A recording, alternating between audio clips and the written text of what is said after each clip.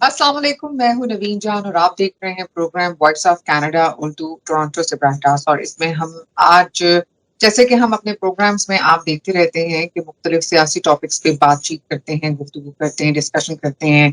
और मेरे साथ शो में मौजूद हैं CEO और फाउंडर वॉइस ऑफ कनाडा से मुनव्वर भट्ट साहब भी। और आज जिस शख्सियत को हमने मदऊ किया है, it's a great pleasure to see him after such a long time. बहुत पुराने मेरे सहाफ़ती साथियों में से एक, और बहुत ज़बरदस्त एक वक़्त था जो हमने साथ गुज़ारा। और मुनव्वर भट्ट साहब से भी मैं काफ़ी अरसे से उनका ज़िक्र कर रही थी, तो वो भी जानना चाह रहे थे, मिलना चाह रहे थे, मुलाकात करना चाह रहे थे। तो इस डिजिटल मीडिया ने आज हम लोगों को एक साथ मिला दिया है। पाकिस्तान से हमारे साथ मौजूद हैं एक सीनियर सहाफ़ी, तज्ज़ियाकार, उनकी कॉलम्स भी आप पढ़ते हैं, उनको टीवी पे भी आप सुनते हैं, हबीब अकरम। अस्सलाम वालेकुम। वालेकुम अस्सलाम नवीन, thank you very much for such a kind introduction. और मुझे भी बहुत अच्छी तरह याद है वो वक्त जब हम दोनों बिल्कुल कदम कदम चल रहे थे जर्नलिज्म में। जी हबीब साहब, मैं भी आपको अपने चैनल पे खुशामदीद कहता हूँ और तवक्को करता हूँ कि इंशाल्लाह ये आपके साथ गपशप जो है ये अच्छी रहेगी और हमारे नाज़रीन को पसंद आएगी, आपके फॉलोअर्स को भी पसंद आएगी। मुनव्वर भट्ट साहब, पहले तो आप बहुत ज्यादा कुछ जानना चाह रहे थे हबीब के बारे में, तो मैं क्या ही अल्फाज इनके बारे में अदा करूं। पुराने साथी जो होते हैं ना, वो जब मिलते हैं तो बड़े एक दूसरे से इतने फ्रैंक होते हैं, तो अपनी जबान में बात करते हैं। लेकिन अगर आपने कुछ पूछना है तो जरूर गो अहेड।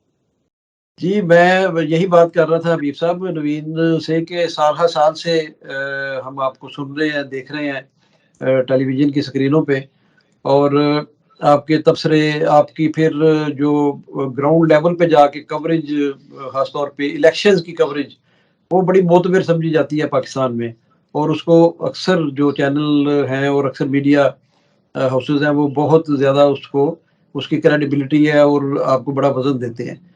तो आपके जो तज्ज़िये हैं वो अपनी जगह पे हैं, लेकिन मैं और बहुत सारे फॉलोअर्स और बहुत सारे आपको जो लोग सुनते हैं, देखते हैं, वो जानना चाहेंगे कि हबीब अकरम साहब कौन है? देखिए भट्ट साहब, थैंक यू वेरी मच।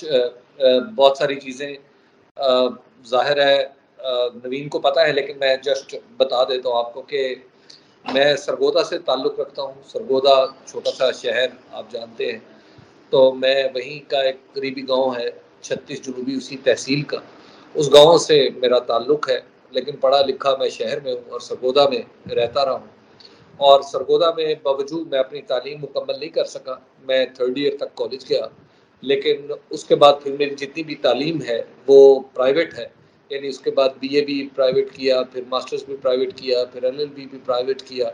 और जो इंटरेस्ट है मेरा बुनियादी तौर पे वो तारीख़ में है, अदब में है, और एक वक्त में उलूम इस्लामिया में भी बहुत रहा है। और सियासियात ज़ाहिर है जो मेरी और आपकी उम्र के लोग हैं उनकी घुट्टी में सियासियात पड़ी हुई है, क्योंकि हमने जिस माहौल में हम खुली वहाँ पे नज़रियाती तसादुम काफ़ी था, कॉलेजों में, यूनिवर्सिटीज़ में, हत्ता कि सोसाइटीज़ में भी, सोसाइटी के अंदर भी। तो उसी नज़रियाती तसादुम में जब आप बड़े हो रहे होते हैं तो आप हर किस्म के नज़रियात का मुताला करते हैं, उनका जो फ्रेम ऑफ रेफरेंस है उसे समझने की कोशिश करते हैं, फिर कुछ इल्मी सतह पर भी आप उनको जानने की कोशिश करते हैं। तो ये सारे एंडेवर्स थे, परस्यूट थे जो मैं भी करता रहा। फिर मैं कराची से मैंने जर्नलिज्म का आगाज़ किया, और कराची से मैं 2005 तक कराची में काम करता रहा। और 2005 के बाद फिर मैं लाहौर आया। लाहौर में फिर मैं समा टीवी का ब्यूरो चीफ था, फिर दुनिया का डायरेक्टर प्रोग्राम्स था, और अब मैं सुनो टीवी में अपनी जिम्मेदारियां निभा रहा हूँ। हम बहुत सी बातें करेंगे, लेकिन आज जो रात से जो एक खबर जिसने बहुत ज्यादा अपसेट कर रखा है हम सबको, कराची की क्या बात करें, पाकिस्तान की, पूरे पाकिस्तान की क्या बात करें, जो भी हमारे दोस्त कराची में हैं, लाहौर में हैं, जहाँ जहाँ पे भी हैं, उनसे भी बात हो रही है। लेकिन जाहिर है जो यहाँ पे बैठे ओवरसीज हैं उनके लिए भी ये बड़ी दिल दहलान देने वाली खबर थी। और मैं कुछ मीडिया चैनल्स को देख रही थी तो वो कह रहे थे बड़ी खबर, बड़ी खबर। मुझे बड़ा बुरा लग रहा था कि उसको बड़ी खबर नहीं, उसको बुरी खबर करार दिया जाए तो ज्यादा बेहतर होगा। लेकिन बात वही है कि दिलो दिमाग माफ हो जाने के बावजूद भी इस वक्त ये बहुत सारे सवाल इर्द गिर्द इस खबर से मुतालिक, अशरफ शरीफ साहब की जो शहादत हुई है उससे मुतालिक खड़े हो गए हैं। سوال کریں تو کس سے کریں, کہاں جائیں, کس سے پوچھیں. پھر وہی مصرع یاد آتا ہے کہ میں کس کے ہاتھ پہ اپنا لہو تلاش کروں. بٹ پرابلم یہ ہے کہ اس وقت کی جو یہ خبر ہے اس نے واقعی ہم سب کے دل دہلا دیے ہیں. دیکھیں نوین, یہ بالکل آپ کی بات ٹھیک ہے کہ یہ بڑی خبر تو شاید صحافتی اصولوں پہ ہوگی, لیکن یہ دراصل صحافیوں کے لیے بری خبر ہے, اور ارشد شریف کے چاہنے والوں کے لیے زیادہ بری خبر ہے, اور سب سے زیادہ بری خبر یہ ان کے عزیز رشتہ داروں اور دوستوں کے لیے. جہاں تک ارشد شریف کا تعلق ہے, میرا ان سے جو رشتہ تھا وہ کام کرنے کا تھا, بہت گہری دوستی نہیں تھی. وہ اور میں دنیا ٹی وی میں اکٹھے تھے, وہ ڈاکٹر نیوز تھے, میں ڈاکٹر پروگرام تھا. ہم دونوں کے درمیان تھوڑی سی بے تکلفی بھی ہوئی, لیکن وہ بڑی دیر بعد, کیونکہ ارشد کھلنے والے آدمی نہیں تھے. بلکہ ایک دفعہ رؤف کلاسرا نے ان کے بارے میں کہا تھا کہ ارشد شریف کو بلوانے کے لیے ضروری ہے کہ ان کے سامنے کیمرہ رکھا جائے. وہ صرف کیمرے پہ بولتے تھے اور عام زندگی میں بڑے لیے دیے اور بڑے محدود سی لفظ استعمال کرتے تھے. ان کے ساتھ میں نے کئی غیر ملکی سفر بھی کیے, اور ہم اکٹھے رہے بھی, شامیں بھی گزاری, دوستداری سب کچھ. لیکن بہرحال میں ان کے دوستوں کی اول فہرست میں شامل نہیں تھا, لیکن ایک کولیگ کے طور پہ میں ان کی بڑی عزت کرتا تھا, اور وہ بھی ایک شفقت کیا کرتے تھے. ارشد شریف کو میں پاکستان میں ان لوگوں میں سے ہوں جو یہ سمجھتے ہیں کہ کوئی خیال ایسا نہیں ہے جو ذہن میں رکھا جائے تو اس پہ پابندی لگانے کی ضرورت پڑی ہو, یا کوئی بات ایسی نہیں ہے جو لفظ زبان سے نکلے تو وہ قابل سزا ہو جائے. لیکن ارشد کے ساتھ پاکستان میں ایک مجموعی طور پر ایک ماحول ایسا ہے کہ یہاں پہ بعض اوقات خیالات رکھنے پہ بھی سزا مل سکتی ہے, یہاں پہ بات کرنے پہ بھی سزا مل سکتی ہے, حتیٰ کہ بات سننے کی بھی کوئی سزا تجویز کی جا سکتی ہے. پاکستان کے اس ماحول میں ارشد شریف ایک بہت بڑا کام کر رہا تھا. مجھے ان کے خیالات سے اختلاف بھی ہے, ان کے طرز کار سے بھی اختلاف رہا ہے. وہ جن حدود کو جس طرح انہوں نے اپنے حدود کو پھیلایا, میں اس میں بھی شاید ان کا بہت زیادہ معترف نہیں تھا ان کی زندگی میں. لیکن ایک سمپل بات یہ ہے کہ کیا کسی شخص کو کچھ کہنے پہ سزا مل سکتی ہے؟ پاکستان میں ملتی رہی ہے. اس لیے ارشد شریف ایک دوسرے بر اعظم میں جب وہ اس کے سر میں گولی لگی ہے تو ہم سب کے لیے ایک پریشانی کا باعث ہے, کیونکہ پیچھے کچھ ایسے واقعات ہیں پاکستان کے اندر اور پاکستان سے باہر جن کو اگر ایک تسلسل میں دیکھا جائے تو ارشد شریف کے قتل کے بارے میں بہت سارے سوالات اٹھتے ہیں. لیکن بہرحال ابھی تک کوئی بات بھی یقین سے نہیں کہی جا سکتی. جہاں تک کینیا کی پولیس کا موقف ہے تو میں بطور جرنلسٹ اس وقت تک اسے ماننے سے گریزاں ہوں کہ جب تک وہ کراس کوشچن نہ ہو سکے اس کے اوپر, جب تک جرا نہ ہو سکے, جب تک ہم ان سے یہ نہ پوچھ سکیں کہ بھائی آپ کے پاس کون سی گاڑی کی خبر تھی, اور آپ تو ارشد کے بارے میں جانتے بھی, آپ کی تفتیشی صلاحیت کینیا کی پولیس کی اتنی ہے کہ وہ اس کے ساتھ بیٹھے ہوئے شخص کو اس کا بھائی قرار دے رہے ہیں, وہ ان کا بھائی نہیں تھا. تو لہٰذا ایسی تفتیش کو ابھی فوری طور پہ میرے لیے ماننا اور مان کے اس پر یقین رکھنا کافی مشکل ہے. تو لہٰذا ایسی صورت میں پاکستان کے سبھی جرنلسٹوں کا تقاضا ہے کہ ارشد کی قتل کی تفتیش پوری ذمہ داری سے کروائی جائے, اور اس طرح کروائی جائے کہ اس کے نتیجے میں جن حقائق کا تعین ہو اس پہ ہم سب کو یقین آئے. کیونکہ آپ یہ سمجھ لیجئے, آج مظہر عباس صاحب کے ساتھ, مظہر عباس میرے پروگرام میں تشریف لائے, انہوں نے گریس کیا, تو مظہر عباس صاحب نے ایک بڑی خوبصورت بات کی. انہوں نے کہا کہ ایک جرنلسٹ کا قتل باقیوں کے لیے پیغام ہے. ہم یہ سمجھ رہے ہیں کہ جب تک ہمیں پورے حقائق کا پتہ نہیں ہوگا تو ہم جرنلسٹ کے ارشد شریف کے قتل کو ایک پیغام سمجھیں گے. اور ہاں, یہ بھی میں واضح کر دوں, میں پاکستان میں بیٹھا ہوں, لاہور میں بیٹھا ہوں, مجھے ایسا کوئی جرنلسٹ پاکستان میں نہیں جانتا جو اس پیغام سے ڈر جائے. وہ ڈر نہیں رہے, اپنی جگہ ڈٹے ہوئے, اپنا کام کر رہے ہیں, پوری پیشہ ورانہ اخلاقیات کو مد نظر رکھتے ہوئے کام کر رہے ہیں. ہم ڈریں گے انشاءاللہ العزیز نہیں. وہ ہم نے جب کراچی میں کام شروع کیا تو کراچی پریس کلب میں بٹ صاحب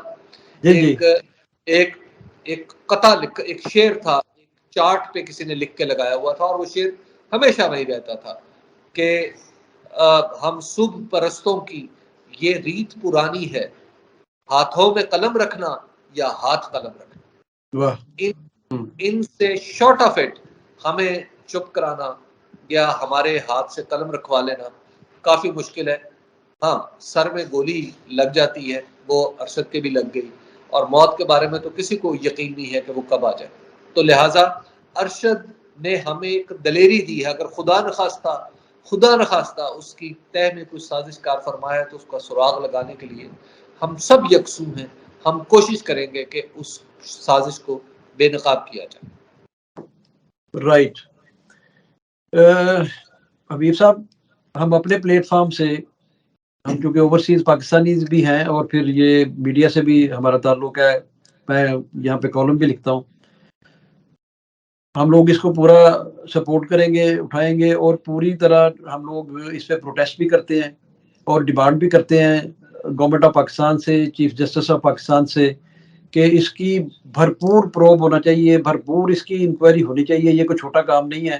اور یہ دیکھیں، ان کی فیملی میں جو سربراہ تھا، جو ان کو فیڈ کرنے والا تھا، وہ چلا گیا، اور اس کے پروگراموں سے، اس کے کانٹینٹ سے تو اختلاف جیسے آپ فرما رہے ہیں وہ کسی کو بھی ہو سکتا ہے، کوئی مسئلہ نہیں ایسا، یہاں پر بھی ہوتا ہے ایسے، لیکن یہ نہیں کبھی بھی تصور کیا جا سکتا کہ کسی کو ایلیمینیٹ کر دیا جائے۔ تو یہاں پر یہ معاملہ جو ہے، یہ اس کو دبائیے گا مت، یا اس کو صرف نظر نہ کیجیے گا، اپنے پروگراموں میں اپنے وہاں رکھیے گا آپ، زیر غور بھی، زیر بحث بھی دوسرے لوگوں کے ساتھ، کہ اس کو کسی منطقی انجام تک پہنچائیں، کیونکہ اس میں ہم سب لوگ جو ہیں وہ ملوث ہیں، اور ہم لوگ جتنے بھی لوگ ہیں، ہم سارے اس پیشے سے ریلیٹڈ ہیں۔ بٹ صاحب یہاں پہ ایک چھوٹی سی ہم بریک لیں گے، اور بریک کے بعد ہم دوبارہ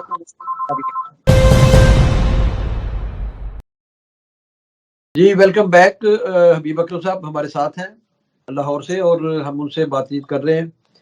اب کچھ تھوڑے سے سوالات ان سے لوکل جو ہماری پاکستان کی پولیٹکس ہے اس سے متعلق پوچھیں گے، جانیں گے کہ اس وقت پاکستان میں کیا چل رہا ہے۔ حبیب اکرم صاحب، یہ جب سے یہ رجیم چینج گورنمنٹ آئی ہے، اس وقت سے لے کے اب تک ہم لوگ تو ایک ایسے لگ رہا ہے کہ وہاں پہ کوئی لا اینڈ آرڈر نہیں ہے، جس کو چاہتے ہیں وہ اٹھا لیتے ہیں۔ اس میں میڈیا بھی شامل ہے، اس میں عام لوگ بھی شامل ہیں، پولیٹیشینز بھی شامل ہیں، اور گورنمنٹ جو ہے لگتا ہے اس کو واشنگٹن اور فوج اور پتہ نہیں کس کس کی آشیرواد حاصل ہے کہ وہ اتنی دلیری سے ایف آئی آرز کر رہی ہیں۔ عمران خان پہ 23 ایف آئی آر کر دی انہوں نے، اور پھر یعنی ان کا ایک ڈٹرمنٹ ہے کہ ہم نے عمران خان کو ایلیمینیٹ کرنا ہے، کسی بھی طریقے سے کرنا ہے۔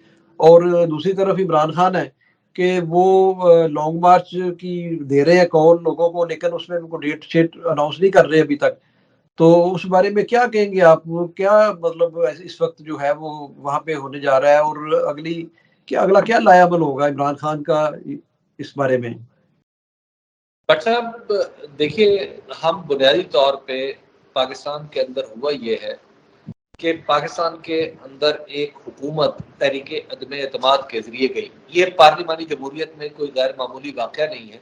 حکومتیں عدم اعتماد کے لیے جاتی بھی ہیں، اور پھر ظاہر ہے اور بدلی بھی جاتی رہتی ہیں۔ لیکن یہاں پر پرابلم یہ ہوا ہے کہ دنیا کی ایک پریکٹس یہ ہے کہ عدم اعتماد کے ذریعے جب حکومت جاتی ہے تو پھر عام طور پہ اس کے بعد الیکشن ہوتا ہے، کیونکہ پارلیمانی جمہوریت میں یہ نہیں ہو سکتا کہ آپ وزیر اعظم اور اس کی سب سے بڑی پارٹی کو آپ ایک دفعہ نکال دیں اور چھوٹی چھوٹی پارٹیوں کو ملا کے ایک حکومت بنا دیں۔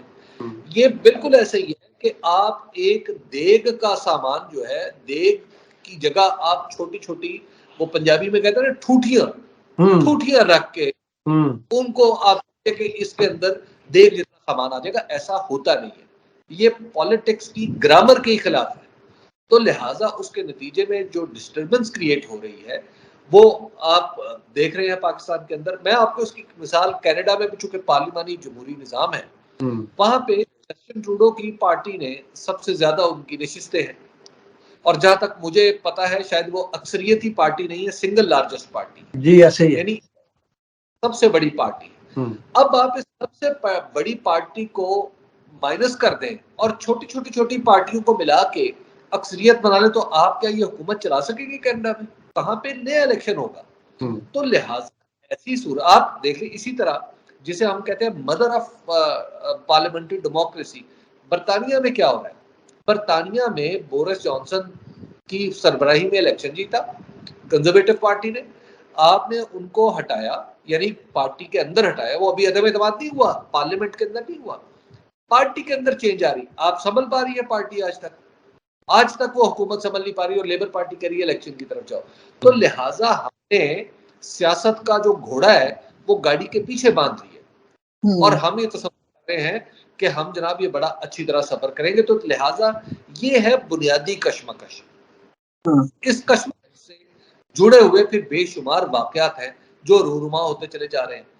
اس حکومت کی لیگل لیجیٹمیسی پہ کوئی شک نہیں ہے. یہ پارلیمنٹ ہے ہماری، فنکشنل ہے، اس کے اندر یہ لیگلی گورنمنٹ بنی ہے، لیکن ایٹ دا سیم ٹائم اس گورنمنٹ کو اپنی پولیٹیکل لیجیٹمیسی چاہیے، اور پولیٹیکل لیجیٹمیسی وہ قائم نہیں رکھ پا رہی. آپ دیکھیے کہ اس کے بعد اسی طرح کا واقعہ جو پنجاب جو کے پی معاف کیجیے گا جو مرکز میں ہوا، اسی واقعے کا ریفلیکشن پنجاب میں آیا. پنجاب میں لوگ ڈی سیٹ ہوئے ڈیفیکشن کی وجہ سے، یعنی انہوں نے لوٹا بن گئے تھے وہ، اور ڈیفیکشن کے بعد جو الیکشن ہوا وہ کس نے جیتا؟ وہ عمران خان نے جیتا. اس کے بعد ابھی 16 اکتوبر کو دوبارہ الیکشن ہوا، اور ان کی منتخب سیٹوں پہ، یعنی وہ میدان جو خود موجودہ حکومت نے منتخب کیا وہاں پہ عمران خان جیت گئے. تو اس سے بڑا اور سیاسی دعویٰ کسی شخص کا کیا ہو سکتا؟ اس سے زیادہ جو جمہوری سپورٹ ہے وہ کسی اور موقف کی کیا ہو سکتی؟ اب بھی اگر پاکستان میں نیا الیکشن نہیں ہوتا تو بس پھر ہم انتظار کریں گے کہ آئندہ سال اگست میں جب ان کی مدت ختم ہوگی تو ہم اس وقت اس کے بعد الیکشن تو کروانا ہے نا. ہر گزرتا ہوا دن ہم الیکشن کے قریب تو جا رہے ہیں. اگر اب آج الیکشن کروا لیں تو ملک کے جو اگلے 8-10 مہینے ضائع ہونے سے وہ بچ جائیں گے، ورنہ ان 8-10 مہینوں میں پتہ نہیں، اللہ نہ کرے کچھ ہو. باقی جہاں تک لانگ مارچ کا معاملہ ہے، میں یہ سمجھتا ہوں لانگ مارچ سے پہلے معاملات نمٹ جائے تو اچھا ہے. عمران خان کے چاہنے والے شاید یہ چاہتے ہیں کہ وہ فوری طور پہ لانگ مارچ کا اعلان کریں، لیکن میں سمجھتا ہوں کہ عمران خان کا یہ طرز عمل پاکستان کے اندر جمہوریت کو بچانے کے لیے بھی بڑا درست ہے، اور پاکستان کو آگے بڑھانے کے لیے بھی بڑا درست ہے. اس کی وجہ یہ ہے کہ دنیا کو یہ کوئی اچھا میسج نہیں جائے گا کہ کوئی دھرنا ہو رہا ہو یا کوئی لانگ مارچ ہو رہا ہو حکومت اس ایسے لانگ مارچ یا دھرنے کی صورت میں گر رہی ہو. تو میرا خیال ہے کہ یہ ایک رسپانسبل طرز عمل ہے عمران کا. لیکن ابھی ایک طرح سے اگر ہم دیکھیں تو ریجیم چینج کو بھی تو دنیا نے کسی نہ کسی طریقے سے نہ کسی پہلو سے ایکسیپٹ ہی کیا. وہ الگ بات ہے کہ دنیا کے لیڈران نے اس پہ سٹیٹمنٹس بھی اپنی جاری کی. بہرحال اگر ہم یہ کہتے ہیں کہ جیسے آپ نے بڑی مزے کی اگزامپل دی ہے، ٹوٹیوں کی شکل ان پارٹیوں نے اختیار کر لی ہے، تو آگے آنے والے دنوں میں تو لگ نہیں رہا کہ یہ الیکشن کی کوئی اناؤنسمنٹ ہوگی. لانگ مارچ ہوگا نہیں ہوگا تو کیسے ہوگا؟ 25 مئی کی صورتحال ہمارے سامنے. نوین، لانگ مارچ کی ضرورت اس وقت پڑتی ہے جب کسی اپنے پاؤں پہ کھڑی ہوئی حکومت کو آپ نے دھکا دینا ہو. اس حکومت کے تو پیر ہی ہوا میں ہیں، تو اس حکومت کو گرانے کے لیے آپ کو اتنی بڑی ایکسرسائز کرنے کی امیڈیٹلی ضرورت نہیں ہے. اس کی وجہ یہ ہے کہ اس حکومت کو اگر عمران خان نے 6 مہینے میں صورتحال بدل کے رکھ دی اس حکومت کے خلاف، آپ کیا سمجھتے ہیں کہ اگلے جو 8-9 مہینے ہیں کیا عمران خان اس کو کنٹینیو نہیں کر سکتے؟ بڑے آرام سے کر سکتے ہیں. اور پھر یہ حکومت تو خود بخود روزانہ کی بنیاد پہ ایکسپوز ہو رہی ہے. تو اس ایکسپوز ہونے دیکھیے پاکستان میں، یہ میں آپ کو اگین عرض کروں کہ دستوری طور میں ایک لیجٹمیٹ حکومت ہے. آپ دستور کے مطابق کہہ سکتے ہیں کہ ہاں جی اس میں یہ ٹھیک حکومت ہے، لیکن پالیٹکس کی گرامر میں ایسا نہیں چلتا. یہ نہایت بے اصولی ہے پولیٹیکلی. لیکن سوری حبیب صاحب، یہ جو آپ کا پوائنٹ ہے اس سے تھوڑا سا میں اختلاف کروں گا کہ لیجیٹمیٹ گورنمنٹ ہے. میں بھی لا گریجویٹ ہوں پنجاب یونیورسٹی سے، آپ بھی ہیں. جس پارلیمنٹ میں 155 سیٹوں والی جماعت موجود ہی نہ ہو، وہ استعفے دے کے چلی جائے اور ان کے 20 لوگوں کو کروڑوں روپے دے کے آپ اپنے ساتھ ملا لیں، اور وہ اپوزیشن لیڈر بھی راجہ ریاض جیسا بونگا آدمی بنا دیں آپ، جو آپ کے یہ ساری قانون سازی میں آپ کی ہیلپ کر رہا ہے، ہمیں کیا دکھ ہے اور بہت زیادہ تکلیف ہے اوورسیز پاکستانیوں کو کہ ہمارا ووٹ کا حق ختم کر دیا انہوں نے. ٹھیک ہے. نمبر 2 EVM انہوں نے جو تھی وہ ختم کر دی. اس کے بعد جو احتساب کے جتنے بھی انہوں نے نئی شکیں ڈالی ہیں, نئے قوانین پاس کیے, اس میں سب میں یہ بری ہو گئے. اب ہماری عدلیہ ایسے نظر آ رہا ہے کہ واقعی پٹی بندی ہوئی ہے اس پہ, اور اب کانوں میں روئی بھی اس کے ٹھونس دی گئی ہے کہ وہ ان کو کوئی چیز نہ سمجھ آ رہی ہے, نہ وہ دیکھ پا رہے ہیں, نہ وہ سن پا رہے ہیں. تو ہم تو باہر بیٹھے ہیں, ہم بڑی بڑی دوربینیں لگا کے بیٹھے ہیں یہاں پہ. ہم نہ صرف جرنلسٹ ہیں, ہم پاکستانی بھی ہیں یہاں پہ. ٹھیک ہے نا. تو میں نہیں سمجھتا کہ یہ لیجیٹیمیٹ گورنمنٹ ہے, کیونکہ جب اس گورنمنٹ میں جو سب سے بڑی جماعت ہے وہ بیٹھی نہیں, تو یہ گورنمنٹ کیسے لیجیٹیمیٹ ہو سکتی ہے؟ دیکھیے, میں اگین, آپ پاکستان, دنیا میں مختلف جگہ دستور کی مختلف شکلیں ہوتی ہیں. پاکستان میں دستور ہے, اس کے مطابق یہ گورنمنٹ لیجیٹیمیٹ ہے. ٹھیک ہے. آپ اس کو غیر قانونی نہیں قرار دے سکتے, کیونکہ پاکستان کے دستور کے مطابق کسی بھی شخص کو وزیر اعظم رہنے کے لیے 172 ووٹ درکار ہیں موجودہ اسمبلی سے. تو لہٰذا وہ انہیں درکار ہیں. ہم, یہ بحث سیاسی ہے کہ اسے کیسے جوڑ کے آپ نے پورا کیا ہے. اہم بات یہ ہے کہ مطلب آپ دیکھیے, اگر مثال کے طور پہ آپ نے, مجھے نہیں پتا کینیڈا میں زمین کی پیمائش کیسے ہوتی ہے, لیکن یہاں لاہور میں مرلوں میں اور کنالوں میں اور ایکڑوں میں ہوتی ہے. تو آپ یہ کہیں کہ آپ نے مرلہ ایک مرلہ ایک جگہ ہے, ایک مرلہ دوسری جگہ ہے, ایک مرلہ تیسری جگہ ہے, ایک کنال 5ویں جگہ ہے, اور آپ نے چھوٹے ٹکڑوں میں آپ کہیں کہ آپ زمین کے 1 ایکڑ کے مالک ہیں, تو بات تو ٹھیک ہے. لیکن وہ 5 مرلے 3 مرلے 2 مرلے کی جگہ کاشتکاری میں استعمال نہیں ہو سکے گی. ٹھیک ہے نا. تو میں آپ نے دیہاتی پس منظر کی وجہ سے آپ کو مثال دے رہا ہوں. قانونی طور پہ یس, یہ ٹھیک ہے, لیکن پولیٹیکل لیجیٹیمیسی ایک کار دیگر ہے, اس کو ایک اور پیمانے پہ ناپا جاتا ہے. تو لہٰذا پولیٹیکلی یہ گورنمنٹ جو ہے اپنے لیے لیجیٹیمیسی کی متلاشی ہے. اور جہاں تک آپ نے عدالتوں کی بات کی, دیکھیے پاکستان کی عدالتی تاریخ کافی چیکرڈ ہے. اور یہ بھی عرض کروں کہ پاکستان کی عدلیہ کے بہت سارے فیصلے ہیں جن پہ میں ایک طالب علم کے طور پہ ان کے استدلال سے متفق نہیں ہوں. اور خاص طور پہ جو ابھی ریسنٹلی حال ہی میں جو فیصلے, یعنی 9 اپریل کے بعد جو فیصلے آئے, ان میں سے بعض پر میرے اپنے تحفظات ہیں. لیکن سپریم کورٹ سم ہاؤ اپنا کام کر رہی. اس کے اندر اختلافات بھی ہیں, اس کے اندر اتفاق بھی ہے, لیکن یہ کسی بھی صحت مند معاشرے کی اور ایک مضبوط ہوتی ہوئی کورٹ کی علامت ہے. تو لہٰذا سپریم کورٹ کے اوپر میں سمجھتا ہوں کہ ابھی اس وقت رائٹ ناؤ کوئی ایسی بڑی چیز نہیں ہے جس پہ تنقید کی جا سکے. نو ڈاؤٹ استدلال پہ اختلاف میں بھی عرض کر رہا ہوں کہ مجھے ہے. دوسری طرف آپ دیکھیے کہ عمران خان صاحب کو بھی جو بہت سارا ریلیف مل رہا ہے وہ بھی عدلیہ سے مل رہا ہے. مثلاً ہم یہاں پہ 2 دن پہلے تک لوگ یہ سمجھ رہے تھے کہ جناب عمران خان کو 5 سال کے لیے نااہل کر دیا گیا ہے. لیکن آج جو اسلام آباد ہائی کورٹ میں جو سماعت ہوئی عمران خان صاحب کی اپیل کی, تو اس میں ہائی کورٹ کے چیف جسٹس نے واضح کر دیا اسلام آباد ہائی کورٹ کے کہ جناب عمران خان صاحب وقتی طور پہ 1 سیٹ کے سے نااہل ہوئے. اب وہیں دوبارہ اگر ضمنی الیکشن ہوتا ہے تو وہ لڑ سکتے ہیں. ٹھیک ہے, تھینک یو سو مچ حبیب, بہت بہت شکریہ, آپ نے ٹائم دیا, بہت بہت شکریہ. مزہ آیا بہت عرصے بعد آپ سے بات کر کے, اور یقیناً فیوچر بھی ہم آپ سے بات کرتے رہیں گے. بہت شکریہ حبیب صاحب, اور انشاءاللہ آپ سے آئندہ بھی بات ہوتی رہے گی. آپ نے صاحب آپ کا بہت شکریہ. Thank you. اللہ حافظ. اللہ حافظ.